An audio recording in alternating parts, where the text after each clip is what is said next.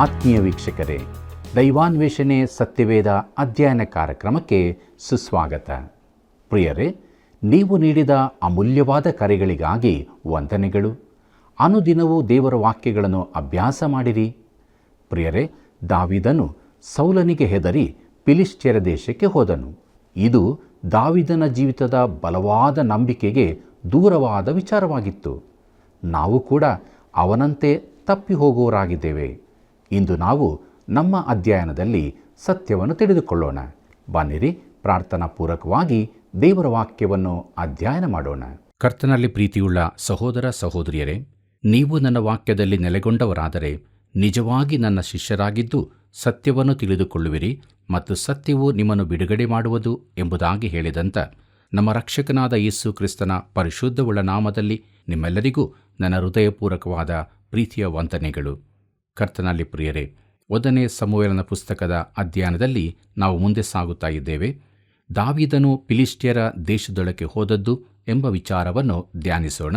1ನೇ ಸಮುವೇಲ 27ನೇ ಅಧ್ಯಾಯ 1ನೇ ವಚನ ಹೀಗೆ ಹೇಳುತ್ತದೆ: ದಾವೀದನು ತನ್ನ ಮನಸ್ಸಿನಲ್ಲಿ, ನಾನು ಇಲ್ಲಿದ್ದರೆ ಹೇಗೋ ಒಂದು ದಿನ ಸೌಲನ ಕೈಯಿಂದ ಮಡಿಯಲೇಬೇಕು. ಆದ್ದರಿಂದ ಫಿಲಿಷ್ಟಿಯರ ದೇಶಕ್ಕೆ ಹೋಗಿ ತಪ್ಪಿಸಿಕೊಳ್ಳುವುದೇ ಉತ್ತಮ. ಆಮೇಲೆ ಸೌಲನು ಇಸ್ರಾಯೇಲ್ ಪ್ರಾಂತಗಳಲ್ಲಿ ನನ್ನನ್ನು ಹುಡುಕದೆ ಬಿಟ್ಟು ಬಿಡುವನು, ನಾನು ಅವನ ಕೈಗೆ ತಪ್ಪಿಸಿಕೊಂಡವನಾಗಿರುವೆನು ಎಂಬುದಾಗಿ. ಕರ್ತನಲ್ಲಿ ಪ್ರಿಯರೇ, ದಾವೀದನ ಜೀವಿತದಲ್ಲಿದ್ದ ಬಲವಾದ ನಂಬಿಕೆಗೆ ಇದು ದೂರವಾದ ವಿಚಾರವಾಗಿತ್ತು. ಅದು ನಿರಾಶೆಯ ಸ್ಥಿತಿಯಾಗಿದೆ. ಅಬ್ರಹಾಮನಿಗೂ ಇದೇ ಅನುಭವವಾಗಿತ್ತೆಂದು ನಾವು ತಿಳಿಯುತ್ತೇವೆ. ಈಸಾಕನಿಗೂ ಹೀಗೇ ಆಯಿತು. ಯಾಕೋಬನಿಗೆ ಕೂಡ ದೇವರ ಮಕ್ಕಳೆಲ್ಲರ ಜೀವಿತದಲ್ಲೂ ಈ ರೀತಿಯ ಕುಗ್ಗುವಿಕೆ ಸ್ಥಿತಿ ಬರುತ್ತದೆ. ಪ್ರಿಯರೇ, ಈ ಅಧ್ಯಾಯದಲ್ಲಿ ನಮಗೆ ಒಂದು ಒಳ್ಳೆಯ ಪಾಠವಿದೆ. ಈ ಗಳಿಗೆಯಲ್ಲಿ ನೀನು ಅನೇಕ ಸಮಸ್ಯೆಗಳನ್ನು ಎದುರಿಸುತ್ತಿರಬಹುದು. ತುಂಬ ಸಮಯದಿಂದ ನೀನು ಕತ್ತಲೆ ಕಣಿವೆಯಲ್ಲಿರಬಹುದು. ಆದರೆ ಈ ಕಣಿವೆಯ ಅನುಭವ ಎಲ್ಲರಿಗೂ ಆಗುವಂಥದ್ದೇ. ಅನೇಕರು ಹೋದ ಮಾರ್ಗ ಇದೇ ಆಗಿದೆ. ಕರ್ತನಲ್ಲಿ ಪ್ರಿಯರೇ, ಇದರಿಂದ ನೀನು ಆದರಣೆ ಹೊಂದಬಹುದು. ನಾನು ನೀನು ಆ ಸ್ಥಳವನ್ನು ಸೇರುವ ಮೊದಲೇ ದಾವೀದನು ಆ ದಾರಿಯನ್ನು ಕ್ರಮಿಸಿದ್ದನು. ಆದ್ದರಿಂದ ನನ್ನ ಕ್ರೈಸ್ತ ಜೀವಿತದಲ್ಲಿ ದಾವೀದನಿಂದ ನನಗೆ ತುಂಬ ಸಹಾಯವಾಗಿದೆ. ನನಗೆ ಅವನ ಕುರಿತು ಅನುಕಂಪವಿದೆ. ಅವನು ತನ್ನ ಜೀವಮಾನವಿಡೀ ಹೀಗೆಯೇ ತಪ್ಪಿಸಿಕೊಂಡು ಓಡುತ್ತಾ ಇದ್ದನು. 1ನೇ ಸಮುವೇಲ 27ನೇ ಅಧ್ಯಾಯ 2ರಿಂದ 6ನೇ ವಚನದವರೆಗೆ ಗಮನಿಸಿರಿ. ಅಲ್ಲಿ ಹೀಗೆ ಬರುತ್ತದೆ: ದಾವೀದನು ತನ್ನ 600 ಮಂದಿ ಸೈನಿಕರೊಡನೆ ಗತ್ ಊರಿನ ಅರಸನು ಮಾವೋಕನ ಮಗನೂ ಆದ ಆಕೀಷನ ಬಳಿಗೆ ಹೋದನು. ಅವನು ಅವನ ಜನರು ತಮ್ಮ ತಮ್ಮ ಕುಟುಂಬ ಸಹಿತವಾಗಿ ಆಕೀಷನ ಊರಾದ ಗತ್ ಊರಿನಲ್ಲಿ ವಾಸಿಸಿದರು. ದಾವೀದನ ಹೆಂಡತಿಯರಾಗಿರುವ ಇಜ್ರೇಲ್ಯಲಾದ ಅಹಿನೋವಾಮಳು, ಕರ್ಮೇಲ್ಯನ ನಾಬಾಲನ ಹೆಂಡತಿಯಾಗಿದ್ದ ಅಬಿಗೈಲಳು ಅವನ ಸಂಗಡ ಇದ್ದರು. ದಾವೀದನು ತಪ್ಪಿಸಿಕೊಂಡು ಗತ್ ಊರಿಗೆ ಹೋದನೆಂಬ ವರ್ತಮಾನವನ್ನು ಸೌಲನು ಕೇಳಿ ಆಮೇಲೆ ಅವನನ್ನು ಹುಡುಕಲೇ ಇಲ್ಲ. ಒಂದು ದಿನ ದಾವೀದನು ಆಕೀಷನಿಗೆ, ನಿನ್ನ ಸೇವಕನಾದ ನಾನು ನಿನ್ನ ಸಂಗಡ ರಾಜಧಾನಿಯಲ್ಲೇಕೆ ವಾಸಿಸಬೇಕು? ನಿನ್ನ ದೃಷ್ಟಿಯಲ್ಲಿ ನನಗೆ ದಯೆ ದೊರಕಿರುವುದಾದರೆ ಯಾವುದಾದರೊಂದು ಹಳ್ಳಿಯಲ್ಲಿ ನನಗೆ ಸ್ಥಳ ಕೊಡಿಸು, ನಾನು ಅಲ್ಲಿ ವಾಸಿಸುವೆನು ಅನ್ನಲು ಆಕೀಷನು ಕೂಡಲೇ ಅವನಿಗೆ ಚಿಗ್ಲಗ್ ಎಂಬ ಊರನ್ನು ಕೊಟ್ಟುಬಿಟ್ಟನು. ಆದುದರಿಂದ ಚಿಗ್ಲಗ್ ಎಂಬುದು ಇಂದಿನವರೆಗೂ ಯಹೂದ ರಾಜರಿಗೆ ಸೇರಿದೆ ಎಂಬುದಾಗಿ. ಪ್ರೀತಿಯುಳ್ಳ ದೇವಜನರೇ, ದಾವೀದನು ಕುಗ್ಗಿ ಹೋಗಿ ನಿರಾಶನಾಗಿ ತಾನು ಮಾಡಬಾರದಾಗಿದ್ದ ಸಂಗತಿಯನ್ನು ಮಾಡುತ್ತಾನೆ. ಅವನು ಇಸ್ರಾಯೇಲ್ ದೇಶವನ್ನು ಬಿಟ್ಟು ಫಿಲಿಷ್ಟಿಯರ ನಡುವೆ ವಾಸ ಮಾಡತೊಡಗುತ್ತಾನೆ. ಈ ಅಧ್ಯಾಯದಲ್ಲಿ ದಾವೀದನು ದೇವರ ಮನುಷ್ಯನೆಂದು ತೋರಿಸುವ ಯಾವ ಅಂಶಗಳೂ ಇರುವುದಿಲ್ಲ. ಮುಂದಕ್ಕೆ ನಾವು 1ನೇ ಸಮುವೇಲ 28ನೇ ಅಧ್ಯಾಯವನ್ನು ಗಮನಿಸೋಣ. ಇದರ ಮುಖ್ಯ ಪ್ರಸ್ತಾಪ ಸೌಲನು ಎಂದೋರಿನ ಯಕ್ಷಿಣಿಯನ್ನು ವಿಚಾರಿಸಿದ್ದು ಎಂಬುದಾಗಿ. ಕರ್ತನಲ್ಲಿ ಪ್ರಿಯರೇ, ಎಂದೋರಿನ ಯಕ್ಷಿಣಿಯನ್ನು ಸೌಲನು ವಿಚಾರಿಸಿದ್ದು ಅನೇಕ ಪ್ರಶ್ನೆಗಳ ಹುಟ್ಟಿಗೆ ಕಾರಣವಾಗುತ್ತದೆ. ಮೊದಲನೆಯದು ಸಮುವೇಲನ ವಿಚಾರ. ಆಕೆ ನಿಜವಾಗಿ ಸಮುವೇಲನನ್ನು ಸತ್ತವರೊಳಗಿಂದ ಈಚೆ ತಂದಳೋ? ಅನೇಕ ವಿವರಣೆಗಳು ಇದಕ್ಕೆ ಕೊಡಲ್ಪಡುತ್ತದೆ. ಅವುಗಳಲ್ಲಿ ಮೊದಲನೆಯದು, ಅನೇಕರು ಇದನ್ನು ಮೋಸವೆಂದು ತಳ್ಳಿಹಾಕಿ ಆ ಯಕ್ಷಿಣಿಯು ಧ್ವನಿ ಮಾಡುವವಳೆಂದು ಹೇಳುತ್ತಾರೆ. ಎರಡನೇದಾಗಿ, ಬೇರೆ ಕೆಲವರು ಹೇಳುತ್ತಾರೆ ಸತ್ತು ಹೋಗಿರುವ ಪ್ರಿಯರೊಂದಿಗೆ ಸಂಪರ್ಕ ಸಾಧಿಸಬೇಕೆಂಬ ಅತೀವ ಆಶೆಯು ಅನೇಕ ಮೋಸಗಳಿಗೆ ನಡೆಸುತ್ತದೆಂದು. ಕೊನೆಯದಾಗಿ ಮೂರನೇ ಗುಂಪು, ಈ ಯಕ್ಷಿಣಿಯು ನಿಜವಾಗಿ ಸಮುವೇಲನನ್ನು ಸತ್ತವರೊಳಗಿಂದ ಈಚೆಗೆ ಕರೆತಂದಳು ಎಂಬುದಾಗಿ. ಪ್ರಿಯರೇ, ಇದು ಅಸಾಧ್ಯವಾದ ಮಾತು. ಸತ್ಯವೇದದ ಆಧಾರದಲ್ಲಿ ಇದು ಸಾಧ್ಯವಿಲ್ಲದ ಸಂಗತಿಯಾಗಿದೆ. ಪ್ರಿಯರೇ, ಫಿಲಿಷ್ಟಿಯರು ಯುದ್ಧಕ್ಕೆ ಸಿದ್ಧರಾಗುತ್ತಾರೆ. ಸೌಲನು ಎಂದೋರಿನ ಯಕ್ಷಿಣಿಯನ್ನು ವಿಚಾರಿಸಿದ್ದು ಎಂಬ ವಿಚಾರವನ್ನು ನೋಡೋಣ. 1 ಸಮುವೇಲ 28ನೇ ಅಧ್ಯಾಯ ಮೊದಲಿನ 4 ವಚನಗಳನ್ನು ಗಮನಿಸಿರಿ. ಅಲ್ಲಿ ಹೀಗೆ ನೋಡುತ್ತೇವೆ. ಆ ಕಾಲದಲ್ಲಿ ಫಿಲಿಷ್ಟಿಯರು ಇಸ್ರಾಯೇಲರೊಡನೆ ಯುದ್ಧ ಮಾಡುವುದಕ್ಕಾಗಿ ಸೈನ್ಯವನ್ನು ಕೂಡಿಸತೊಡಗಿದರು. ಆಗ ಆಕೀಷನು ದಾವೀದನಿಗೆ, ನೀನು ನಿನ್ನ ಜನರು ಯುದ್ಧಕ್ಕೆ ನನ್ನ ಜೊತೆಯಲ್ಲಿ ಬರಬೇಕೆಂದು ನಿನಗೆ ಗೊತ್ತಿರುತ್ತದಲ್ಲವೋ ಎನ್ನಲು ದಾವೀದನು, ಹೌದು, ನಿನ್ನ ದಾಸನ ಸಾಹಸವು ಗೊತ್ತಾಗುವುದು ಅಂದನು. ಆಕೀಷನು ಅವನಿಗೆ, ಹಾಗಾದರೆ ಯುದ್ಧ ಕಾಲದಲ್ಲೆಲ್ಲ ನಿನ್ನನ್ನೇ ನನ್ನ ಮೈಗಾವಲಿಗೆ ನೇಮಿಸಿಕೊಳ್ಳುವೆನು ಅಂದನು. ಸಮುವೇಲನು ಮೃತಿ ಹೊಂದಿದ್ದನು. ಇಸ್ರಾಯೇಲ್ಯರು ಅವನಿಗೋಸ್ಕರ ಗೋಳಾಡಿ ಅವನ ಶವವನ್ನು ಅವನ ಸ್ವಂತ ಊರಾದ ರಾಮದಲ್ಲಿ ಸಮಾಧಿ ಮಾಡಿದ್ದರು. ಸೌಲನು ಸತ್ತವರಲ್ಲಿ ವಿಚಾರಿಸುವವರನ್ನು, ಬೇತಾಳಿಕರನ್ನು ದೇಶದಿಂದ ಹೊರಡಿಸಿಬಿಟ್ಟಿದ್ದನು.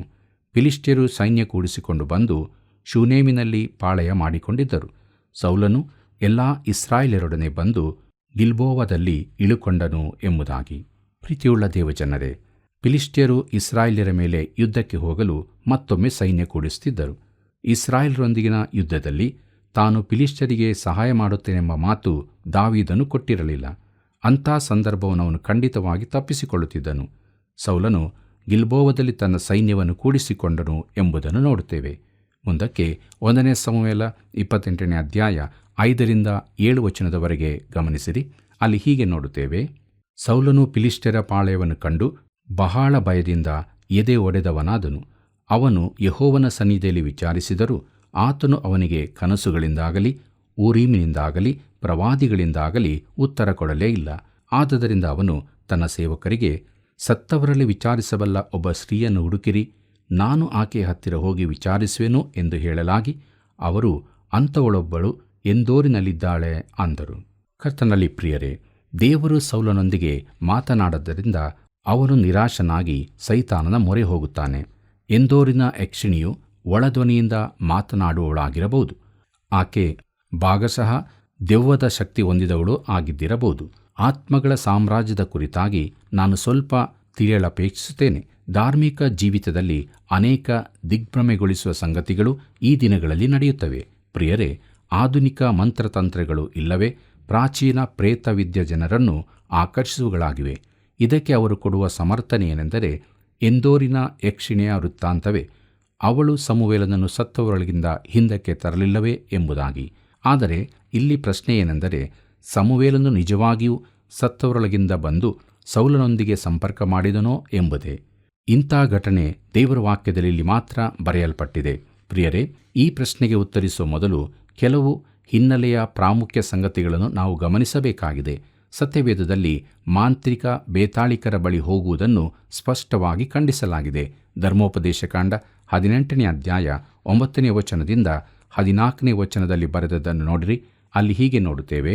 ನಿಮ್ಮ ದೇವರಾದ ಯೆಹೋವನು ನಿಮಗೆ ಕೊಡುವ ದೇಶದಲ್ಲಿ ನೀವು ಸೇರಿದಾಗ ಅಲ್ಲಿರುವ ಜನಗಳು ಮಾಡುವ ಹೇಸಿಗೆ ಕೆಲಸಗಳನ್ನು ಅನುಸರಿಸಲೇಬಾರದು. ಮಕ್ಕಳನ್ನು ಆಹುತಿ ಕೊಡುವವರು, ಕಣಿ ಹೇಳುವವರು, ಶಕುನ ನೋಡುವವರು, ಯಂತ್ರ ಮಂತ್ರಗಳನ್ನು ಮಾಡುವವರು, ಮಾಟಗಾರರು, ತಂತ್ರಗಾರರು, ಸತ್ತವರನ್ನು ವಿಚಾರಿಸುವವರು, ಬೇತಾಳಕರು, ಪ್ರೇತಸಿದ್ಧರು, ಇಂಥವರು ಯಾರೂ ನಿಮ್ಮಲ್ಲಿರಬಾರದು. ಇಂಥ ಕೆಲಸಗಳನ್ನು ನಡೆಸುವವರು ಯೆಹೋವನಿಗೆ ಅಸಹ್ಯರಾಗಿದ್ದಾರೆ.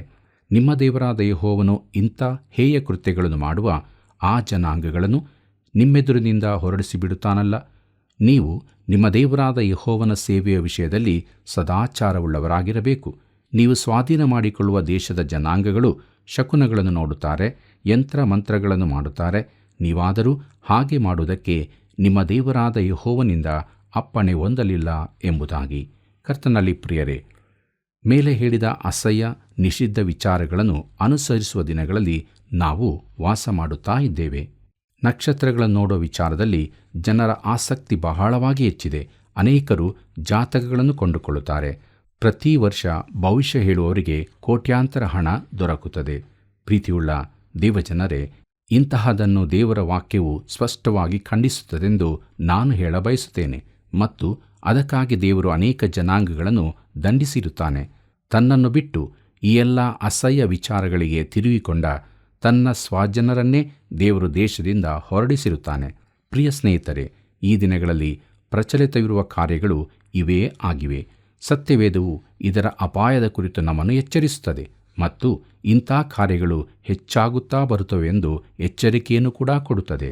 ಪ್ರಿಯರೇ, ಲಾಜರ ಹಾಗೂ ಐಶ್ವರ್ಯವಂತನ ದೃಷ್ಟಾಂತದಲ್ಲಿ ಲಾಜರನು ಜೀವಿತರ ಬಳಿಗೆ ಹೋಗಬಾರದೆಂದು ಸ್ಪಷ್ಟವಾಗಿ ಹೇಳಿದೆ.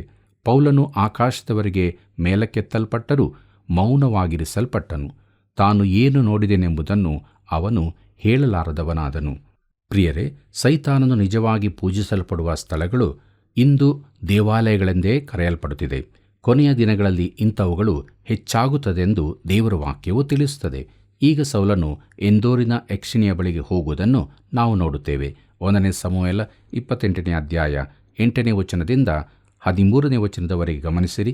ಅಲ್ಲಿ ಹೀಗೆ ಬರೆದದೆ: ಆಗ ಸೌಲನು ವಸ್ತ್ರಗಳಿಂದ ತನ್ನನ್ನು ಮಾರ್ಪಡಿಸಿಕೊಂಡು ಇಬ್ಬರು ಸೇವಕರೊಡನೆ ಹೊರಟು ರಾತ್ರಿಯಲ್ಲಿ ಆಕೆಯ ಮನೆ ಸೇರಿ, ದಯವಿಟ್ಟು ನನಗೋಸ್ಕರ ಸತ್ತವರಲ್ಲಿ ವಿಚಾರಿಸಿ ಕಣಿ ಹೇಳು, ನಾನು ಯಾವನ ಹೆಸರನ್ನು ಹೇಳುತ್ತೇನೋ ಅವನನ್ನು ಇಲ್ಲಿಗೆ ಬರಮಾಡು ಎಂದು ಆಕೆಯನ್ನು ಬೇಡಿಕೊಂಡನು.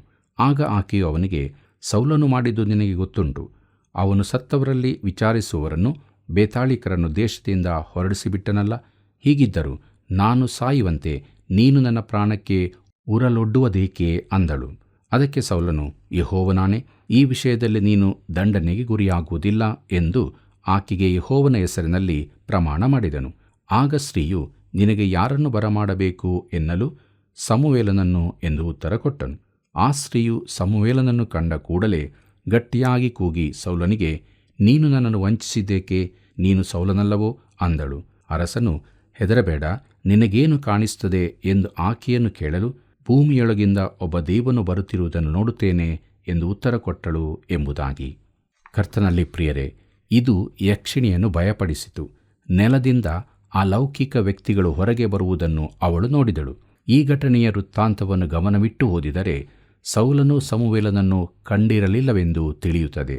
ಸಮುವೇಲನು ಜೀವದಿಂದಿರುವಾಗಲೂ ಅವನನ್ನು ನೋಡಿರದ ಯಕ್ಷಿಣಿಯು ನಿಲುವಂಗಿಯನ್ನು ತೊಟ್ಟ ಒಬ್ಬ ವೃದ್ಧನನ್ನು ನೋಡುತ್ತಿದ್ದೇನೆಂದು ಹೇಳಿದಳು. ಅದು ಸಮುವೇಲನೇ ಇರಬೇಕೆಂದು ಅವರು ಕೂಡಲೇ ತೀರ್ಮಾನಿಸಿಬಿಟ್ಟರು. ಆಗ ಆ ವೃದ್ಧನು ಸಮುವೇಲನಂತೆ ಮಾತನಾಡಿದನು. ಪ್ರಿಯರೇ, ದೆವ್ವಗಳು ಯಾವ ರೂಪವನ್ನಾದರೂ ಹಾಕಿಕೊಳ್ಳಬಹುದು. ಸೌಲನು ಸೈತಾನನಿಗೆ ಅಗಲ ದ್ವಾರ ತೆರೆದಿಟ್ಟನು. ಆಗ ಸೈತಾನನು ಒಳಗೆ ಬಂದನು. 1 ಸಮುವೇಲ 28ನೇ ಅಧ್ಯಾಯ 15ನೇ ವಚನವನ್ನು ಗಮನಿಸಿರಿ. ಅಲ್ಲಿ ಹೀಗೆ ನೋಡುತ್ತೇವೆ: ಆಗ ಸಮುವೇಲನು ಸೌಲನನ್ನು, ನೀನು ನನ್ನ ವಿಶ್ರಾಂತಿಯನ್ನು ಕೆಡಿಸಿದ್ದೇಕೆ? ನನ್ನನ್ನು ಇಲ್ಲಿಗೆ ಯಾಕೆ ಬರಮಾಡಿದಿ ಎಂದು ಕೇಳಿದನು. ಅದಕ್ಕೆ ಸೌಲನು, ನಾನು ಬಲೂ ಇಕ್ಕಟ್ಟಿನಲ್ಲಿದ್ದೇನೆ. ಫಿಲಿಷ್ಟಿಯರು ನನಗೆ ವಿರೋಧವಾಗಿ ಯುದ್ಧಕ್ಕೆ ಬಂದಿದ್ದಾರೆ. ದೇವರು ನನ್ನ ಬಿಟ್ಟು ದೂರ ಹೋಗಿದ್ದಾನೆ. ಆತನು ನನಗೆ ಪ್ರವಾದಿಗಳಿಂದಾಗಲಿ ಕನಸುಗಳಿಂದಾಗಲಿ ಉತ್ತರ ಕೊಡಲೊಲ್ಲನು. ಆದುದರಿಂದ ನಾನು ಮಾಡಬೇಕಾದದನ್ನು ನೀನು ತಿಳಿಸುವಿಯೆಂದು ನಿನ್ನನ್ನು ಇಲ್ಲಿಗೆ ಬರಮಾಡಿದೆನು ಅಂದನು ಎಂಬುದಾಗಿ. ಕರ್ತನಲ್ಲಿ ಪ್ರಿಯರೇ, ಸೌಲನು ದೇವರಿಂದ ಕೈ ಬಿಡಲ್ಪಟ್ಟಿದ್ದಾನೆ. ದಂಡೆತ್ತಿ ಬರುತ್ತಿರುವ ಫಿಲಿಷ್ಟಿಯರ ವಿಚಾರದಲ್ಲಿ ಅವನಿಗೆ ಭಯ ಉಂಟಾಯಿತು. 1 ಸಮುವೇಲ 28ನೇ ಅಧ್ಯಾಯ 16ನೇ ವಚನದಿಂದ 19ನೇ ವಚನದವರೆಗೆ ನೋಡೋಣ. ಅಲ್ಲಿ ಹೀಗೆ ಬರೆದದೆ: ಆಗ ಸಮುವೇಲನು, ಯೆಹೋವನು ನಿನ್ನನ್ನು ಬಿಟ್ಟು ನಿನಗೆ ವಿರೋಧಿಯಾದ ಮೇಲೆ ನೀನು ನನ್ನನ್ನು ವಿಚಾರಿಸುವುದೇಕೆ? ಆತನು ನನ್ನ ಮುಖಾಂತರ ನಿನಗೆ ಹೇಳಿದ್ದನ್ನು ನೆರವೇರಿಸಿದ್ದಾನೆ. ರಾಜ್ಯವನ್ನು ನಿನ್ನಿಂದ ಕಿತ್ತುಕೊಂಡು ನಿನ್ನ ನೆರೆಯವನಾದ ದಾವೀದನಿಗೆ ಕೊಟ್ಟಿದ್ದಾನೆ. ನೀನು ಯೆಹೋವನ ಮಾತನ್ನು ಕೇಳಲಿಲ್ಲ. ಆತನು ಅಮಲೇಕ್ಯರ ಮೇಲೆ ಉಗ್ರ ಕೋಪಗೊಂಡು ಮಾಡಿದ ಕೋಪಾಜ್ಞೆಯನ್ನು ನೀನು ನೆರವೇರಿಸಲಿಲ್ಲ. ಆದುದರಿಂದಲೇ ಯೆಹೋವನು ಈಗ ನಿನಗೆ ಹೀಗೆ ಮಾಡುತ್ತಾನೆ. ಆತನು ನಿನ್ನ ಕೂಡ ಇಸ್ರಾಯೇಲ್ಯರನ್ನು ಫಿಲಿಷ್ಟಿಯರ ಕೈಗೆ ಒಪ್ಪಿಸುವನು. ನಾಳೆ ನೀನು ನಿನ್ನ ಮಕ್ಕಳು ನಾನಿರುವಲ್ಲಿಗೆ ಬರುವಿರಿ. ಆತನು ಇಸ್ರಾಯೇಲ್ ಸೈನ್ಯವನ್ನು ಫಿಲಿಷ್ಟಿಯರ ಕೈಗೆ ಒಪ್ಪಿಸುವನು ಎಂದು ಹೇಳಿದನು ಎಂಬುದಾಗಿ. ಪ್ರೀತಿಯುಳ್ಳ ಸಹೋದರ ಸಹೋದರಿಯರೇ, ಹೊಸದಾದ ಯಾವ ಸಂಗತಿಯೂ ಹೊರಬರಲಿಲ್ಲವೆಂಬುದನ್ನು ಗಮನಿಸಿರಿ. ಸೌಲನಿಗೆ ಯಾವ ಹೊಸ ವರ್ತಮಾನವೂ ದೊರಕಲಿಲ್ಲ. ಸಮುವೇಲನು ಸಾಯುವುದಕ್ಕಿಂತ ಮುಂಚೆ ಸೌಲನ ಮರಣ, ನಾಶನ ಹಾಗೂ ದೇವರಿಂದ ತಿರಸ್ಕರಿಸಲ್ಪಡುವುದನ್ನು ತಿಳಿಸಿದ್ದನು. ಸೌಲನಿಗೆ ಯಾವುದೂ ಆದರಣೆಯಾಗಲಿ ಮಾರ್ಗದರ್ಶನವಾಗಲಿ ಹೊಸ ವರ್ತಮಾನವಾಗಲಿ ಈ ಆತ್ಮಗಳ ಲೋಕಕ್ಕೆ ಪ್ರವೇಶಿಸಿದ್ದರಿಂದಾಗಿ ದೊರಕಲಿಲ್ಲ. ಪ್ರಿಯರೇ, ಯೋಬನ ಸ್ನೇಹಿತರಲ್ಲೊಬ್ಬನು ಹೇಳಿದ ವಿಚಾರ ನನ್ನ ನೆನಪಿಗೆ ಬರುತ್ತದೆ. ಅವನು ಹೇಳುವ ರೀತಿಯಲ್ಲಿ ಅವನಿಗೇನೋ ದರ್ಶನವಾದವರಂತೆ ಮಾತನಾಡುತ್ತಾನೆ. ಯೋಬನ ಪ್ರವಾದನೆಗಂತ 4ನೇ ಅಧ್ಯಾಯ 12ನೇ ವಚನ ಹೀಗೆ ಹೇಳುತ್ತದೆ: ಒಂದು ಸಂಗತಿಯು ನನಗೆ ರಹಸ್ಯವಾಗಿ ತಿಳಿದು ಬಂತು. ಅದು ಗುಸುಗುಸುಗಿನ ಸದ್ದಾಗಿ ನನ್ನ ಕಿವಿಗೆ ಬಿತ್ತು. ಮನುಷ್ಯರಿಗೆ ಗಾಢ ನಿದ್ರೆ ಹತ್ತುವ ಸಮಯದಲ್ಲಿ ರಾತ್ರಿಯ ಕನಸುಗಳಿಂದ ಯೋಚನೆಗಳಲ್ಲಿರುವಾಗ ನನಗೆ ಎಲುಬುಗಳನ್ನೆಲ್ಲ ನಡುಗುವಷ್ಟು ಭಯಂಕರವಾದ ದಿಗಿಲು ಉಂಟಾಯಿತು. ಯಾವುದೋ ಒಂದು ಉಸಿರು ನನ್ನ ಮುಖಕ್ಕೆ ಸುಳಿಯಲು ಮೈಯೆಲ್ಲ ನಿಲುಗುವುದಲಾಯಿತು. ನನ್ನ ಕಣ್ಣ ಮುಂದೆ ಒಂದು ರೂಪ ಇತ್ತು. ನಿಂತಿದ್ದರೂ ಅದು ಏನೆಂದು ಗೊತ್ತಾಗಲಿಲ್ಲ. ಒಂದು ಸೂಕ್ಷ್ಮ ಧ್ವನಿಯು ಕೇಳಿಬಂತು. ಅದೇನೆಂದರೆ, ಮನುಷ್ಯನು ದೇವರ ದೃಷ್ಟಿಯಲ್ಲಿ ನೀತಿವಂತನಾದಾನೆ, ಮಾನವನು ಸೃಷ್ಟಿಕರ್ತನ ಸನ್ನಿಧಿಯಲ್ಲಿ ಪರಿಶುದ್ಧನಾಗಿರಬಹುದೇ ಎಂಬುದಾಗಿ. ಪ್ರಿಯರೇ, ಈ ಮನುಷ್ಯನಿಗೆ ಆದ ಈ ಅದ್ಭುತವಾದ ಅನುಭವದ ಬಳಿಕ ಹೊಸದಾದದ್ದೇನು ಹೊರಗೆ ಬಂತು? ಏನೂ ಇಲ್ಲ. ಮನುಷ್ಯನು ದೇವರ ದೃಷ್ಟಿಯಲ್ಲಿ ನೀತಿವಂತನಾದನೆ, ಮಾನವನು ಸೃಷ್ಟಿಕರ್ತನಿಗಿಂತ ಪರಿಶುದ್ಧನಾಗಿರಬಹುದೇ? ಪ್ರಿಯರೇ, ಇದು ನಮಗೆ ತಿಳಿದು ಬರುವ ಸತ್ಯ. ಆತ್ಮವು ಯಾವ ಹೊಸದನ್ನೂ ತಿಳಿಸಲಿಲ್ಲ. ಎಂದೂರಿನ ಯಕ್ಷಿಣಿಯ ವೃತ್ತಾಂತದಿಂದಾಗಿ ದೇವರು ಅದರಲ್ಲಿ ಸೇರಿಲ್ಲವೆಂಬುದು ಸ್ಪಷ್ಟವಾಗುತ್ತದೆ. ಉದಾಹರಣೆಗೆ, ದೇವರು ಸಮುವೇಲನನ್ನು ಮೇಲಕ್ಕೆ ಕರೆಯಲಾರನು. ದೇವರು ತನ್ನೊಂದಿಗೆ ಮಾತನಾಡುವುದಿಲ್ಲವೆಂದು ಸೌಲನು ಸ್ಪಷ್ಟಪಡಿಸಿದನು. ಸೈತಾನನಿಗೆ ಸಮುವೇಲನನ್ನು ಮೇಲಕ್ಕೆ ಬರಿಸುವ ಶಕ್ತಿ ಇದೆಯೋ? ಅದು ಪ್ರಶ್ನೆಯಾಗಿದೆ. ಸತ್ಯವೇದದಲ್ಲಿ ನಾವು ಸ್ಪಷ್ಟವಾಗಿ ತಿಳಿಯಬೇಕಾದ ಸಂಗತಿ ಏನೆಂದರೆ, ಕ್ರಿಸ್ತನು ಮಾತ್ರವೇ ಸತ್ತವರೊಂದಿಗೆ ಸಂಪರ್ಕ ಸಾಧಿಸಿದನು ಎಂಬುದು. ಆತನು ಮಾತ್ರ ಸತ್ತವರ ಸಂಗಡ ಮಾತನಾಡಬಲ್ಲನು. ಈ ಸೌಲನು ದೇವರಿಂದ ತಿರಸ್ಕೃತನಾದವನು. ಅವನ ವಿಚಾರದಲ್ಲಿ ಪರಲೋಕವು ಮೌನವಾಗಿದೆ. ಆದ್ದರಿಂದ ಸೌಲನು ನರಕದ ಕಡೆಗೆ ತಿರುಗುತ್ತಾನೆ. ಇದಕ್ಕೆ ಅನೇಕ ವಿವರಣೆಗಳು ಕೊಡಲ್ಪಟ್ಟಿವೆ. ಪ್ರಿಯರೇ, ಈ ಇಡೀ ಘಟನೆಯೇ ಒಂದು ಮೋಸವೆಂದು ತಳ್ಳಿಬಿಡುವವರಿದ್ದಾರೆ. ಇದರಲ್ಲಿನ ಯಾವುದೂ ಯಥಾರ್ಥವಾದದ್ದಲ್ಲವೆಂದು ಅವರ ನಂಬಿಕೆ. ಆ ಯಕ್ಷಿಣಿಯು ಧ್ವನಿ ಅನುಸರಿಸುವಳಾಗಿದ್ದು ಈ ಇಡೀ ಘಟನೆಯನ್ನು ರೂಪಿಸಿದ್ದಾಳೆ ಎಂದು ಹೇಳುತ್ತಾರೆ. ಅವಳು ಒಬ್ಬ ಮೋಸಗಾರ್ತಿ, ನಿಜವೇ. ಆದರೆ ನಡೆದ ಸಂಗತಿಗೆ ಆಕೆಯು ಸೌಲನಷ್ಟೇ ಭಯಪಟ್ಟದರಿಂದ ನಾವು ಅಲೌಕಿಕವಾದದ್ದು ನಡೆಯಲಿಲ್ಲವೆಂದು ಹೇಳಲಾಗದು. ಪ್ರಿಯರೇ, ಈ ಆತ್ಮಗಳ ತಂತ್ರಗಳವರು ನಡೆಸುವ ಅಲೌಕಿಕ ಸಂಗತಿಗಳಲ್ಲಿ 95% ತಾನು ಮಾಡಬಲ್ಲನೆಂದು ಯಕ್ಷಿಣಿಗಾರ ಹೇದಿನ ಹೇಳಿಕೊಂಡಿದ್ದ. ಅವುಗಳಲ್ಲಿ 99% ಕೂಡ ಮೋಸವೆಂದು ಹೇಳಿದರೂ ಉಳಿದದ್ದು ಏನು? ಪ್ರಿಯರೇ, ಎಂದೋರಿನಲ್ಲಿ ನಡೆದದ್ದು ಅಲೌಕಿಕವಾದದ್ದೆಂದು ನಾನು ಒಪ್ಪುತ್ತೇನೆ. ಆದರೆ ಅದರಲ್ಲಿ ದೇವರ ಪಾತ್ರವಿತ್ತೆಂದು ನಾನು ನಂಬುವುದಿಲ್ಲ. ಪ್ರೀತಿಯುಳ್ಳ ದೇವಜನರೇ, ಯಕ್ಷಿಣಿಯು ಸಮುವೇಲನನ್ನು ನಿಜವಾಗಿ ಬರುವಂತೆ ಮಾಡಿದಳೆಂದು ಹೇಳುವವರು ಇದ್ದಾರೆ. ಆದರೆ ಇಂಥ ವಿವರಣೆಯು ನಿಲ್ಲತಕ್ಕದ್ದೂ ಅಲ್ಲ, ವಾಕ್ಯಾಧಾರ ಸಹಿತವೂ ಅಲ್ಲ. 1ನೇ ಪೂರ್ವಕಾಲ ವೃತ್ತಾಂತ 10ನೇ ಅಧ್ಯಾಯ 13ನೇ ವಚನದಲ್ಲಿ ಹೀಗೆ ಹೇಳಿದೆ: ಸೌಲನು ಯೆಹೋವನಿಗೆ ವಿರುದ್ಧವಾಗಿ ದ್ರೋಹ ಮಾಡಿದ್ದರಿಂದಲೂ ಯೆಹೋವನ ಸನ್ನಿಧಿಯಲ್ಲಿ ವಿಚಾರಿಸದೆ ಪ್ರೇತಸಿದ್ಧರಲ್ಲಿ ವಿಚಾರಿಸಿದ್ದರಿಂದಲೂ ಅವನಿಗೆ ಇಂಥ ಮರಣವಾಯಿತು ಎಂಬುದಾಗಿ. ಪ್ರಿಯರೇ, ಸೌಲನು ಮಾಡಿದ ಕಾರ್ಯವನ್ನು ದೇವರು ಖಂಡಿಸಿದನು. ಇನ್ನೂ ಕೆಲವರು 1ನೇ ಸಮುವೇಲ 25ನೇ ಅಧ್ಯಾಯ 12ನೇ ವಚನದ ಪ್ರಕಾರ ದೇವರು ಸಮುವೇಲನನ್ನು ಬರುವಂತೆ ಮಾಡಿದನೆಂದು ಸಾಧಿಸುತ್ತಾರೆ. ಆ ಸ್ತ್ರೀಯು ಸಮುವೇಲನನ್ನು ಕಂಡ ಕೂಡಲೇ ಗಟ್ಟಿಯಾಗಿ ಕೂಗಿ ಸೌಲನಿಗೆ, ನೀನು ನನ್ನನ್ನು ವಂಚಿಸಿದೇಕೆ? ನೀನು ಸೌಲನಲ್ಲವೋ ಅಂದಳು. ಆದರೆ ಆ ವಿವರಣೆಯನ್ನು ನಾನು ಒಪ್ಪುವುದಿಲ್ಲ. ಅಲ್ಲಿ ಕಾಣಿಸಿಕೊಂಡದ್ದು ಸಮುವೇಲನಾಗಿರದೆ ಅವನ ರೂಪಧರಿಸಿದ ದುರಾತ್ಮವೇ ಆಗಿದೆ. ದೇವರು ಸೌಲನೊಂದಿಗೆ ಮಾತನಾಡುವುದನ್ನು ನಿಲ್ಲಿಸಿದ್ದನು. ಅದಕ್ಕಿಂತಲೂ ಕೆಟ್ಟದ್ದೇನೆಂದರೆ ಸೌಲನು ದೇವರೊಂದಿಗೆ ಮಾತನಾಡುವುದನ್ನು ನಿಲ್ಲಿಸಿದ್ದನು. ಸತ್ತವರು ಜೀವಿಸುವವರೊಂದಿಗೆ ಸಂಪರ್ಕ ಪಡೆಯಲು ಸಾಧ್ಯವಿಲ್ಲ. ಅದು ಆರಂಭದಿಂದ ಕೊನೆಯವರೆಗೂ ಸೈತಾನನಿಗೆ ಸಂಬಂಧಪಟ್ಟದಾಗಿದೆ. ಪ್ರೀತಿಯುಳ್ಳ ದೇವಜನರೇ, ಸತ್ತವರು ಜೀವಿತರೊಂದಿಗೆ ಸಂಪರ್ಕ ಸಾಧಿಸಲು ಸಾಧ್ಯವಿಲ್ಲವೆಂದು ಹೇಳುವಾಗ ಅದರಲ್ಲಿ ಒಂದು ಅಪವಾದವಿದೆ. ನೀನು ಸತ್ತವರ ಸ್ವರವನ್ನು ಕೇಳಬೇಕೆಂದಿದ್ದೀಯೋ? ಇದನ್ನು ಕೇಳು. ಪ್ರಕಟಣೆ 1ನೇ ಅಧ್ಯಾಯ 17 ಮತ್ತು 18ನೇ ವಚನ. ನಾನು ಆತನನ್ನು ಕಂಡಾಗ ಸತ್ತವನಾಗೆ ಆತನ ಪಾದಗಳ ಮೇಲೆ ಬಿದ್ದೆನು. ಆತನು ತನ್ನ ಬಲಗೈಯನ್ನು ನನ್ನ ಮೇಲಿಟ್ಟು, ಹೆದರಬೇಡ, ನಾನು ಮೊದಲನೆಯವನು ಕಡೆಯವನು, ಸದಾ ಜೀವಿಸುವವನು ಆಗಿದ್ದೇನೆ. ಸತ್ತವನಾದೆನು ಮತ್ತು ಈಗೋ ಯುಗಾಂತರಗಳಲ್ಲಿಯೂ ಬದುಕುವನಾಗಿದ್ದೇನೆ. ಮರಣದ ಮತ್ತು ಪಾತಾಳದ ಬೀಗದ ಕೈಗಳು ನನ್ನಲ್ಲಿವೆ ಎಂಬುದಾಗಿ. ಪ್ರೀತಿಯುಳ್ಳ ದೇವಜನರೇ, ಕರ್ತನಾದ ಯೇಸು ಕ್ರಿಸ್ತನ ಕೈಯಲ್ಲಿ ಮರಣದ ಮತ್ತು ಪಾತಾಳದ ಬೀಗದ ಕೈಗಳಿವೆ. ಆತನು ಸತ್ತವರೊಳಗಿಂದ ಹಿಂದೆ ಬಂದಿದ್ದಾನೆ. ನಾನು ನಿಮ್ಮೊಡನೆ ಒಂದು ಪ್ರಶ್ನೆ ಕೇಳುತ್ತೇನೆ. ಒಳಗಿನ ವರ್ತಮಾನ ಕೊಡಬಲ್ಲವರೆಂದು ನೀನು ನೆನೆಸುವ ಆ ಯಕ್ಷಿಣಿ ಅಥವಾ ಆತ್ಮದೊಂದಿಗೆ ವ್ಯವಹರಿಸುವ ನೀನು ಯಾಕೆ ಆಶಿಸುತ್ತೀ? ಆ ವ್ಯಕ್ತಿಗೆ ನಿಜವಾಗಿ ಆತ್ಮಗಳ ಲೋಕದೊಂದಿಗೆ ಸಂಪರ್ಕವಿರುವುದಾದರೆ ಅದರ ವಿವರವು ಪರಲೋಕದಿಂದಲ್ಲ, ನರಕದಿಂದ ಬರುವಂಥದ್ದು. ಯಾಕಂದರೆ ನರಕವು ಪರಲೋಕದೊಂದಿಗೂ ಈ ಭೂಲೋಕದೊಂದಿಗೂ ಮಾತನಾಡುತ್ತಿರುತ್ತದೆ. ಆ ಮಾರ್ಗವಾಗಿ ಬಂದ ಅಲೌಕಿಕವೆಂಬ ಕಾಣುವ ಯಾವುದೇ ಸಂಪರ್ಕವಾಗಲಿ ಅದು ನರಕದ ಹೊಂಡದಿಂದ ಬರುವಂತಾದು. ನಾವು ಮರಣದ ಬಾಗಿಲನ್ನು ದಾಟಿ ಹೋಗಿ ಹಿಂತಿರುಗಿ ಬಂದಾತನ ಸ್ವರವನ್ನು ಯಾಕೆ ಕೇಳಬಾರದು? ಆತನೊಬ್ಬನು ಮಾತ್ರ ಆ ದಾರಿಯಲ್ಲಿ ಹೋಗಿ ಬಂದಾತನು. ಆತನು ಹೇಳುತ್ತಿದ್ದಾನೆ, ಇಗೋ, ಸತ್ತವನಾಗಿದ್ದೆನು, ಈಗ ಸದಾಕಾಲಕ್ಕೂ ಜೀವಿಸುವನಾಗಿದ್ದೇನೆ. ಮರಣದ ಹಾಗೂ ಪಾತಾಳದ ಬೀಗದ ಕೈಗಳು ನನ್ನಲ್ಲಿ ಇವೆ. ನಿನಗೆ ಯಾವ ವಿಚಾರವಾಗಲಿ ಬೇಕಾಗಿದ್ದರೆ ಆತನ ಬಳಿಗೆ ಹೋಗು. ನಿನಗೆ ಸಹಾಯ ಬೇಕಿದ್ದರೆ ಆತನ ಬಳಿಗೆ ಹೋಗು. ರಕ್ಷಣೆ ಬೇಕಿದ್ದರೆ ಆತನ ಬಳಿಗೆ ಹೋಗು. ಆತನು ನನಗಾಗಿ ನಿನಗಾಗಿ ಮರಣದ್ವಾರವನ್ನು ಹೊಕ್ಕನು ಮತ್ತು ಮಹಾಶಕ್ತಿಯೊಡನೆ ಹಿಂತಿರುಗಿ ಬಂದಿದ್ದಾನೆ. ಈ ಶಕ್ತಿಯನ್ನು ತನ್ನವರಿಗೆ ಕೊಡುತ್ತಾನೆ. ಪ್ರೀತಿಯುಳ್ಳ ದೇವಜನರೇ, ಮುಂದಕ್ಕೆ ನಾವು 1 ಸಮುವೇಲನ ಪುಸ್ತಕದ 29 ಮತ್ತು 30ನೇ ಅಧ್ಯಾಯಗಳನ್ನು ಧ್ಯಾನಿಸೋಣ. ಇದರ ಮುಖ್ಯ ಪ್ರಸ್ತಾಪ ಫಿಲಿಷ್ಟಿಯರ ನಡುವೆ ದಾವೀದನ ಜೀವಿತ ಎಂಬುದಾಗಿ.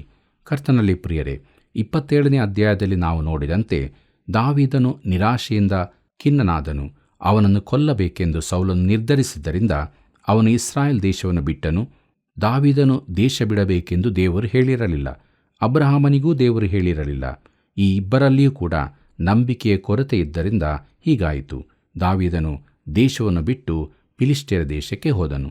ಪ್ರಿಯ ಮಿತ್ರನೇ, ದೇವರು ನಮ್ಮ ಜೀವಿತಗಳಲ್ಲಿ ಎಷ್ಟು ಸಾರಿ ಮಧ್ಯಪ್ರವೇಶಿಸುತ್ತಾನೆಂಬುದನ್ನು ನಾವು ತಿಳಿದುಕೊಳ್ಳುವುದಿಲ್ಲ. ದೇವರು ನೇಮಿಸಿದ ಮೇರೆಗಳನ್ನು ನಾವು ಕೆಲವೊಮ್ಮೆ ದಾಟುತ್ತೇವೆ. ನಾವು ಇರಬಾರದ ಸ್ಥಳದಲ್ಲಿರುತ್ತೇವೆ. ಮಾಡಬಾರದ ಕಾರ್ಯಗಳನ್ನು ಮಾಡುತ್ತೇವೆ. ನಾವು ನಮ್ಮ ತೀರ್ಮಾನಗಳಲ್ಲಿ ತಪ್ಪು ಮಾಡುವಾಗ ನಾವು ಜೀವಮಾನವಿಡೀ ಪಶ್ಚಾತ್ತಾಪ ಪಡುವ ತಪ್ಪನ್ನು ಮಾಡದಂತೆ ದೇವರು ಕೃಪೆಯಿಂದ ನಮ್ಮನ್ನು ತಡೆಯುತ್ತಾನೆ. ನಿನ್ನ ಜೀವಿತವನ್ನು ಹಿಂತಿರುಗಿ ನೋಡಿದರೆ ಇಂಥ ಅನೇಕ ಕ್ಷಣಗಳನ್ನು ನೀನು ನೋಡಬಹುದು. ಕರ್ತನಲ್ಲಿ ಪ್ರಿಯರೇ, ಕೊನೆಯದಾಗಿ ನಾವು 1 ಸಮುವೇಲ 29ನೇ ಅಧ್ಯಾಯ ಮೊದಲಿನ 2 ವಚನಗಳನ್ನು ಗಮನಿಸೋಣ.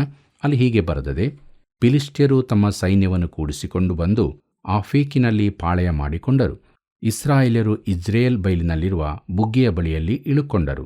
ಫಿಲಿಷ್ಟಿಯ ಪ್ರಭುಗಳ ಸೈನಿಕರು 100 ಮಂದಿಯಾಗಿಯೂ 1000 ಮಂದಿಯಾಗಿಯೂ ಬರುತ್ತಿರುವಾಗ ದಾವೀದನು ತನ್ನ ಜನರ ಸಹಿತವಾಗಿ ಆಕೀಷನ ಸಂಗಡ ಹಿಂದಡದಲ್ಲಿದ್ದನು ಎಂಬುದಾಗಿ.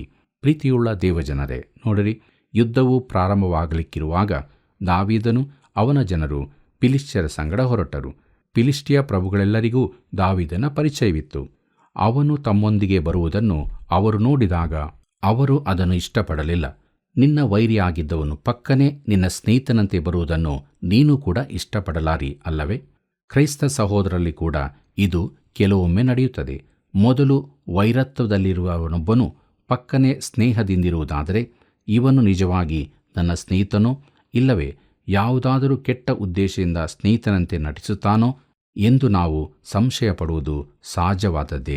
ಪ್ರೀತಿಯುಳ್ಳ ದೇವಜನರೇ, ದೇವವಾಕ್ಯದ ಮೂಲಕವಾಗಿ ನಾವು ತಿಳಿದುಕೊಂಡಂಥ ಸತ್ಯಗಳಿಗಾಗಿ ದೇವರಿಗೆ ಸ್ತೋತ್ರ ಹೇಳೋಣ.